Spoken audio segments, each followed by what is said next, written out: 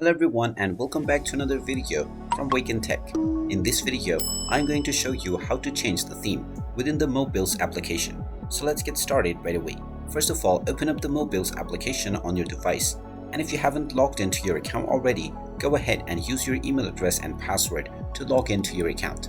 Once you have been logged in, you will be taken into your homepage, from which, if you wish to change the application theme, tap on the account icon at the top left corner and then tap on the gear icon at the top right.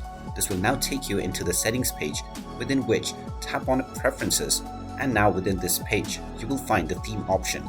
Tap on a theme and now the system default will be selected in the beginning, which means that whatever theme your device is following, the application will also use this. You can change this to whatever you like by choosing between light and dark theme. So choose your desired mode or theme, and once you choose, you can simply go back to your application and everything will now be displayed using this theme. And there you have it. That is how easy it is to change your theme within the Mobills application. If you find this video helpful, make sure you hit that like button and subscribe to our channel if you haven't done so already.